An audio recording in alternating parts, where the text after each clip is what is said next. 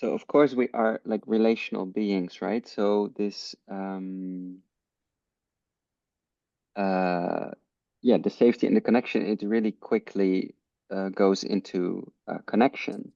So I still have my domain, but then there's another human who has a domain. And then there's a space in between that, which I don't actually use this word so much, but I think that it's sometimes referred to as the we space. So there are things, it's not like we're sitting here as isolated people, but there are things um, affecting us. So before, I can sense things in each of you, and it evokes maybe emotions in me, and it affects what's happening in this little group field that's here, right? Um, and then there are things that we can do to cultivate uh, safety and permission in the relational field. So one thing that we could do is noticing and welcoming each other's parts. So what we just did is that we just each gave a little update on uh, on how safe we feel or what's alive in us right now. And in that, I can, at least in myself, feel I'm relaxing. It's like, okay, I know where you're at. I understand what's happening. Because often a lot of this experience is visible in one way or another anyway, right? I pick up on your body language or how much you are looking at the screen or things like this. So I'm picking up on it anyway. And then when it gets named, it's like, okay, cool. I understand now. Um, uh, then something that we can try to do to create this safety and freedom in connection is to find a way to kind of embrace and navigate our differences, right? So when I think about relationships, I think, okay, it doesn't have to be a romantic relationship, right? But just a relationship between any two humans is we're different to begin with. We will continue to be different, and we will always be different in new ways. So never will two humans ever be fully compatible and matching. There's always this difference. So I think a part of relating is how can we hold space for the differences, let's say. Um, and how can we kind of cultivate relational safety and permission um, by revealing parts of ourselves vulnerably rather than acting them out. Mm. And this space that we just co-created right now, where each of us are revealing parts of ourselves, and even the part where Anushka says, "You know what? I don't want to talk." That's already revealing a part of yourself, right? You're setting a boundary, and it makes me trust you. Like you create a permission to say no by doing it. So. Mm, yeah, there's just a beauty in if we say we're all, a collection of a bunch of parts and it's all inconsistent and, it's a whole family inside of each of us, then we can create a space in which each of us can get to know our own and each other's internal family, right? Uh, and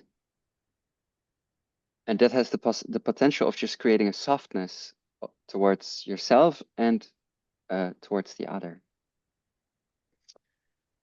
Um, and and in that it's maybe also realistic to acknowledge that not every relationship can be a home to all of who you are.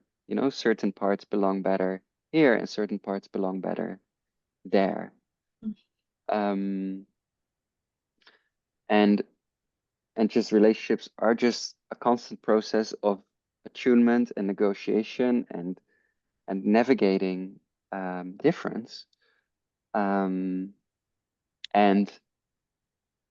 that's on the one hand happening on a practical level, but in the level underneath, we can try to welcome each other's parts, right?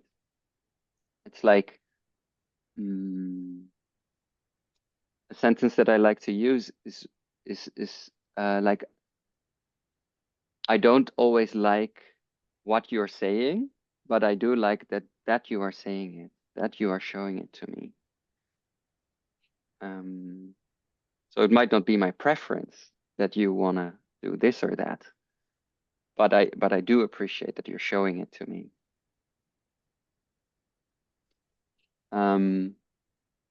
And then a relationship can be a vehicle, let's say, to discover yourself and to welcome yourself and to welcome each other.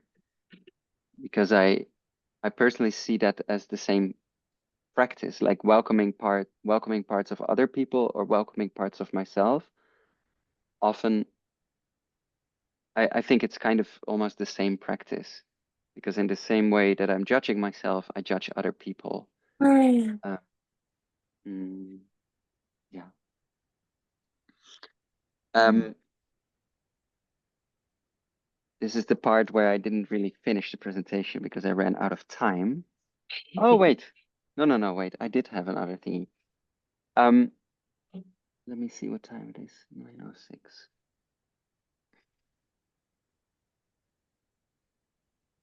Yeah, I want to add this because I think it's super valuable. Maybe we take a breath first.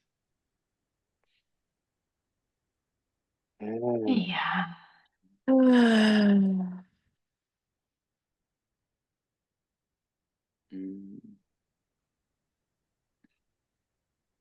Can I add a small piece about the drama triangle? Please. Yeah? Okay. Um, so the drama triangle is a really nice or helpful model which summarizes very elegantly a lot of drama that plays out in relationships. And it shows three roles that we can easily fall into: the victim, the persecutor, and the rescuer. And each of these have like a different kind of behavior, a different kind of thoughts, different kind of emotions, different kind of physiology that comes with them. And we can switch between them very quickly and easily. And of course, in existing relationships, there's also often like an existing dance, right? I become this role, and then you become this role, and then I switch, and then you switch, and so on. And the victim, the key sentence of the victim is poor me. It's like self-pity, right? What did I do to deserve this? Why is this being done to me? Um, the persecutor uh, blames. So it's like the sentence is like bad you. Um, and this can be outward, but it can also be inward. You can also blame yourself. But for now, let's keep it simple and focus on the outward. So it's like, my partner did this to me, my boss did this to me, um, or not did this to me, but is the problem. My boss did this, my partner did this, and these people are wrong, and I am right, and they shouldn't be doing this.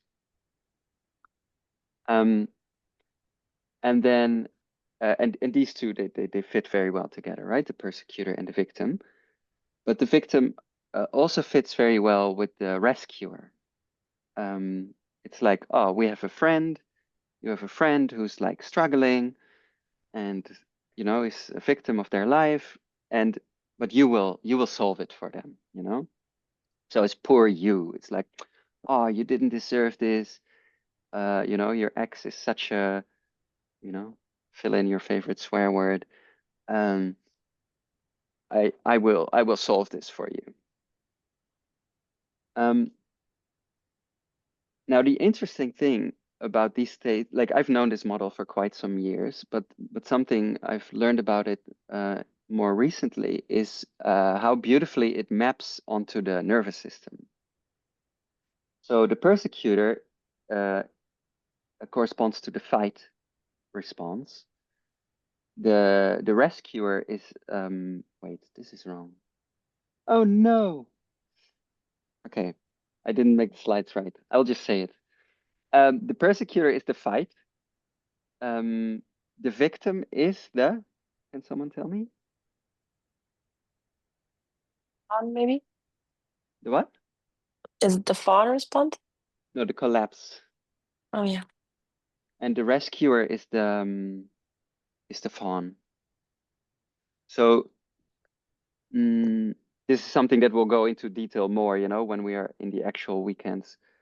And collapse is freeze? Oh, No, so okay, I'll briefly explain. So when your nervous system is in an unsafe state, there are a few like three different ways in which it can feel unsafe, and then there's a combination of those two. And one way in which your nervous system can go when you feel unsafe is what called fawn. And fawn is about kind of using your social system to come back into safety. So fawning is, oh, if I can make the other person feel good, then I can feel good. And this is what a rescuer does, right? Your friend is struggling, so you will make them feel good, so you can feel good. If you could somehow be okay with their emotions and hold space for them, then you wouldn't have to rescue them, but you could just be present for them. But because that's too much, you will instead rescue them. Mm. The other way in which your body can feel unsafe is fight or flight, which is on a nervous system level almost the same thing. Um, it means you get activated to solve the issue. So in in relationship in this drama triangle, that means you start to blame, you start to fight, you start to, or maybe run away or but you get activated to solve the problem. Um, when none of that works, we'll get back to the freeze. But when the social system doesn't work and when the activation doesn't work, then the final stage is collapse. And collapse, it means you just like, your body just kind of gives up. It's like assuming that you're close to dying. That's basically what the nervous system thinks is happening. So you save all your energy. You're like, oh, okay, whatever. You collapse. Um, freeze is a combination between these last two. So there's a part of you, this is where it ties in with the parts. So there's a part of you that's like activated, and there's a part of you that somehow cannot do it. So there's one part of you pushing, they say, is pushing down the gas pedal of the car. It wants to drive away or do something, but there's also one foot on the brake. This is what for me happens when I'm in a group conversation that I'm just not enjoying. Part of me just wants to say something, change the topic, walk away, but then another part of me is like, no, that's not okay. So I just sit there and I just kind of freeze in the conversation. But collapse is what happens when I'm like watching too much news and I just get depressed about the state of the world and I just want to lie in my bed and not get out. And it's like, fuck, it's all pointless. That's more that victim um, energy. Does that make sense? Yeah. mm-hmm. Mm, yeah, in nature, collapse is really when you're ready to be eaten, when you know the bear is gonna eat you, and the body shuts down all feelings, so you're not at least not gonna feel that you're gonna be eaten. Very little, there's little digestion and little mimic and little anything. Yeah. Yeah. Yeah. Yeah. And in all of these states, a lot of kind of vital body functions shut down because when your body is in unsafety, it's all focused on just bringing you back to safety in the short term. But there's a lot of processes in your body that are more long term and a lot of them get put on hold. So anything related to healing your body, anything related to digestion, anything related to fertility, all these kinds of things, they get put on hold. And a lot of people spend a lot of their time in these states, and the effect on the body is very big. There's many good books about that. I'm just checking. I'm feeling like I've used a lot of words. Should I do the last bit to take it home, or is it to wrap it up? Is it still interesting? A part of me Yeah. feels insecure about too many words. I have a question. Like, does anyone know, like, if shut down and collapse, is it the same thing? Yeah, it's the same thing. Okay. Yeah. And also I could maybe I should have put this in the theory instead of the drama triangle, but the each of these also have a safe state, huh? So that's also interesting. Like the fawn state where you're like kind of pleasing and that sort of thing is the safe state is that, oh, you're just feeling social and playful and connected. And then the safe equivalent of the fight flight is you just want to dance your ass off on the dance floor. You know, you're like, yes, you know, like super activated, but in a positive way. And the safe state of the collapse is just, let's say, the perfect Sunday afternoon or morning, and you just want to lie in bed and you're like, I'm gonna do nothing, you know? So they all have a safe equivalent. Mm, Can I also ask about this yes. quickly? Like, this is like safe equivalence, is it like a coping mechanism, or is it just or is it like a fully safe state, or how is it meant? It's a fully safe state. So Okay. so all of this is these are all models, right? So what this comes from polyvagal theory. Um, and within that, I'm using a model from a specific teacher, Marielle Spronk. I've learned different ones, but this one resonates most with me. So all the words that I'm saying right now, it's all a model, you know, it's never a perfect description of how it actually works. But in this model, there are 6 nervous system states. So there's the social level, the activation, and the kind of shutdown level, let's say. And each of them have a safe and an unsafe side. Yeah. So a coping mechanism would be something that you do, a pattern, you know, that you do to help feel more safe. But these are just actual safe states.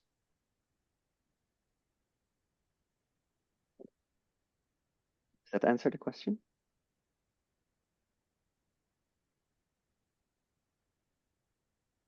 I don't. Yes. Yeah. Yes. Okay, cool. I'm feeling now I could talk so much more. It's like I made all these like notes, and I could talk like 5 more hours about this stuff, which I'm not gonna do. So I'm just gonna see what I managed to put in the slides and just end with that. Um, so for me, because we're still talking about, you know, how do we create this safety and permission in the context of one-on-one relationships? And then I think an empowering relationship is a relationship where we try to welcome each other, which helps us welcome ourselves, right?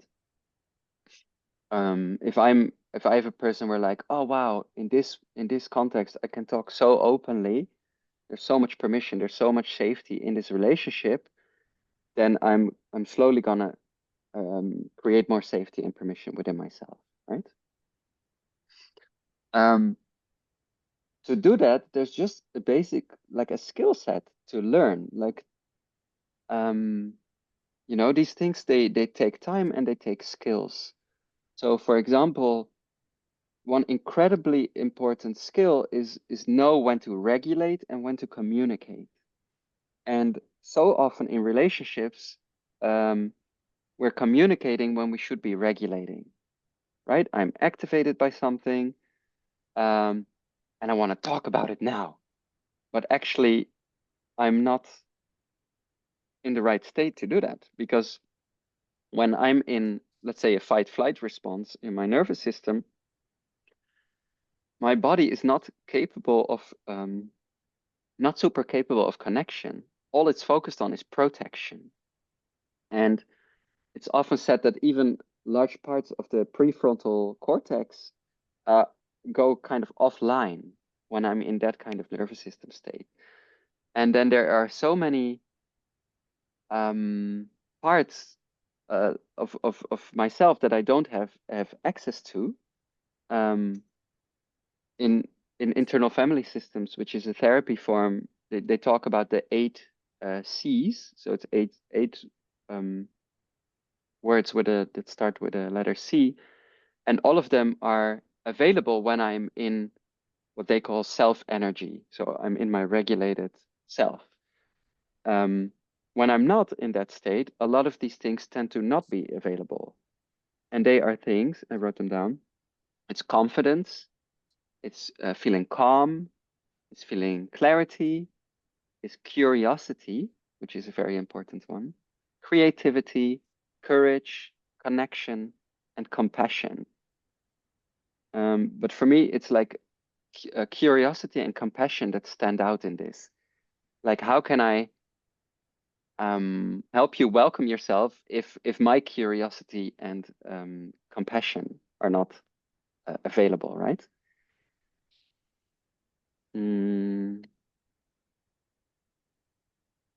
So so it's very helpful, like to learn within yourself and also between each other, when is a good time to communicate, when is a good time to negotiate about what we want, when is a good time to express how I'm feeling, and when do I need to regulate?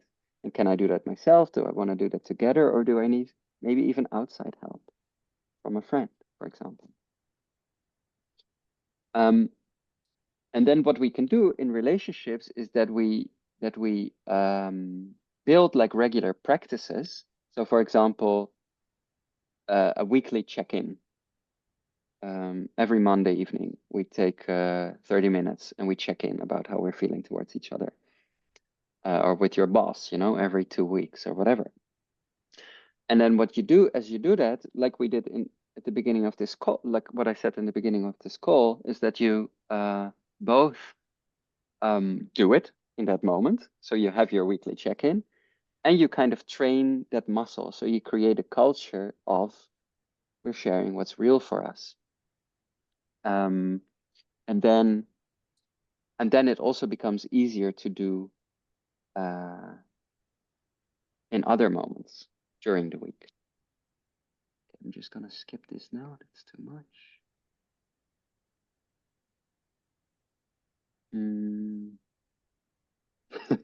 I really made these last few slides, like in the last few minutes, like, oh, I need to put on some final words there. I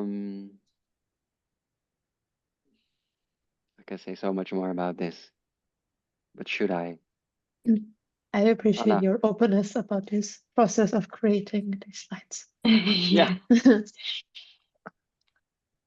I personally have to drop out at 9:30. And you know that I could listen to this till the end of time, Now which I will. But yeah, maybe let's just how let's much just end more it would here. come there? Yeah, Yeah, a no. lot. I also have no more. Yeah, yeah. You still no, have the weekend to say it all. exactly. Yes.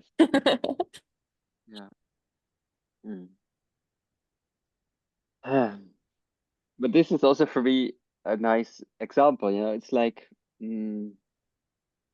I have a very strong perfectionist part in me, right? That's like, oh, you have to do everything perfect and you need to be fully prepared and so on.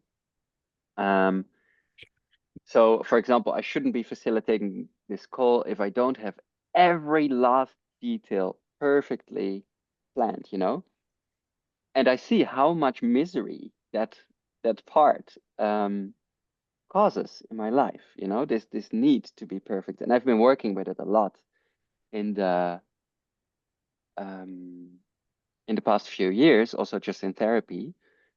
And just now to be able to kind of show up to this presentation and know, oh, you know what, the last bit of the presentation is is not so perfect, and I'm actually kind of okay with that, and I even dare to name it in front of you, and somehow trusting that that creates more connection, just to show up as a human in that rather than having to be this perfect, let's say, facilitator figure. Has been for me personally a huge step to be able to do that. And it's I know, also a good, I can, yeah. I was just saying it's also a good teaser, like that you don't give away everything. Exactly. And we're now like, oh, what is all the rest? Yeah. Yeah.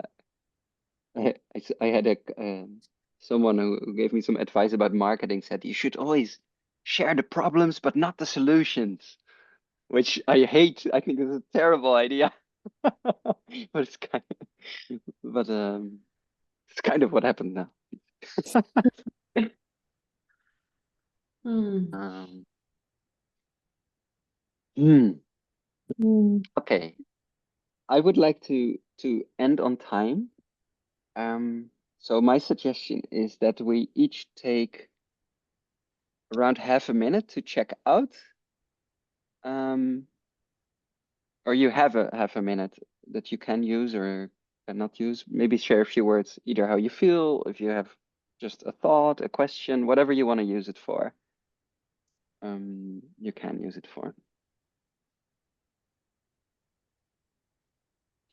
And it doesn't have to be profound. Shit.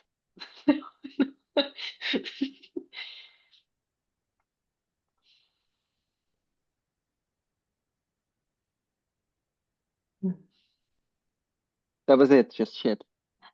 I'm grateful that I got to spend my evening with people that I wouldn't have spent my evening with if I wouldn't have come here. And I really enjoyed my time with you here. And yeah, I'm looking forward to possibly share space another time as well.